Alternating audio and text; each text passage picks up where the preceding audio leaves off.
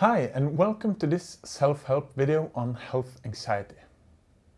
If you're watching this video but haven't seen the main series on anxiety and panic, please see this before starting this module.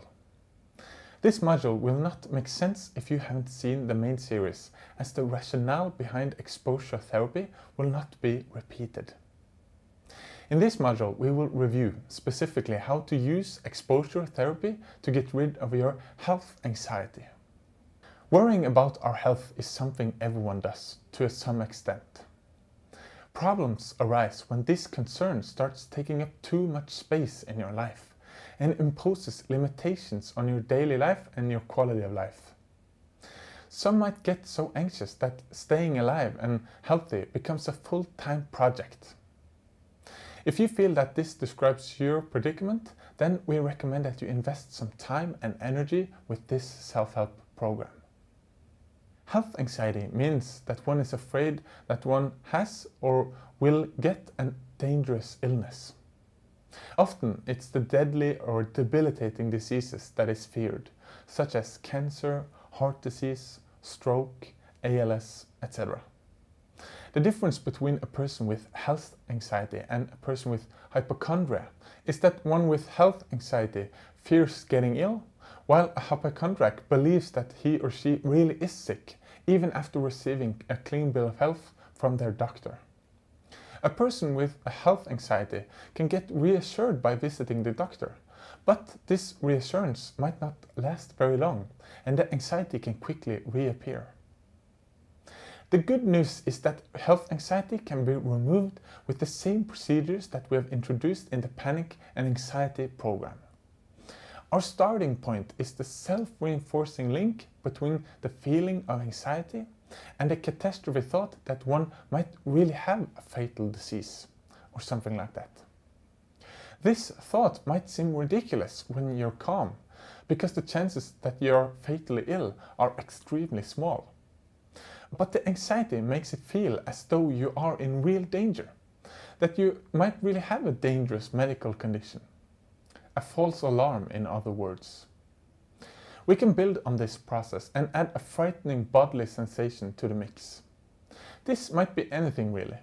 An unexpected heartbeat, a change in your body, a new mole, a sound in your chest, changes in your bowel movements, dizziness, fatigue, etc. You get the idea. It can also be a thought that one imagines how awful it would be if one got a serious illness, for example. And when we are afraid of something, we have a natural instinct to protect ourselves. Here are some examples of safety behaviors. Go to the doctor. Search the internet about the disease you fear. Talk to other people for reassurance. Stay close to hospital or medical equipment, just in case. Monitor your heartbeat. Monitor your body of signs of cancer, etc. Another way to deal with the anxiety is to try to avoid what triggered it. For example, by avoiding information about serious illnesses on TV or the internet, daily reminders of serious illnesses, hospitals, doctors, people with illnesses, etc. As you can see, the anxiety can motivate both to seek out medical advice and information and also to avoid this. Both are an attempt to control the anxiety. And with avoidance and safety behavior, our vicious circle is complete, because they stop any potential reality checking. The act of getting away from the anxiety maintains it. As we've mentioned before, we can think of the anxiety reaction as a kind of false alarm. You are very afraid of a very unlikely catastrophe, namely that you are seriously ill. To get rid of this false alarm, you need to reality check the false alarm with exposure. The first step here is to take a trip to your doctor and tell him or her what you're worried about. You then need to commit yourself to letting your doctor decide whether you're in danger of becoming seriously ill. When you receive a clean bill of health, you can start your own exposure therapy. The goal here is to seek out information and experiences that trigger anxiety without performing any safety strategies. You should strive to do the opposite of what you normally would have done.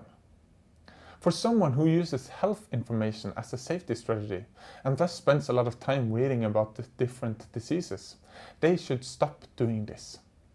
However, if you're terrified of reading about illnesses and this triggers your anxiety, you can do this as good exposure. One has to follow where the anxiety is, in other words. When you get anxiety, that's exactly what we want to happen. With some time and effort, you can break the link between the anxiety and the catastrophe thoughts. To achieve this, you will need to stop the safety behaviors. These can stop you from progressing because you're left with the thought, what if I wasn't careful? If I didn't monitor my body for symptoms? What might have happened if I get maximum anxiety and didn't try to control it? Can thinking about a disease and fearing it cause it to happen? Being stuck with these sorts of questions will ensure that the anxiety doesn't go away.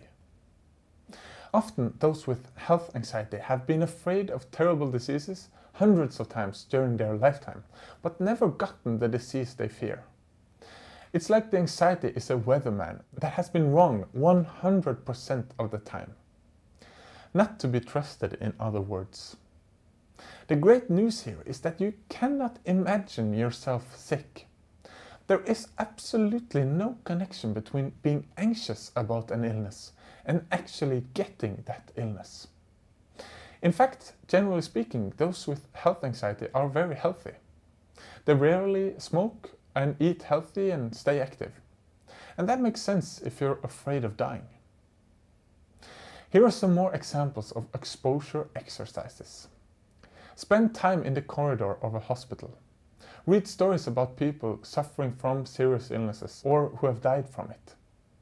Get a friend to create symptom lists of serious diseases where your friend has removed approximately half of all the symptoms. Read about the disease you fear. Do not seek reassurance, etc. That was all we had on getting rid of health anxiety. Now it's your turn to start challenging yourself. Please use our worksheet on exposure in this process. See links in the video description. Good luck!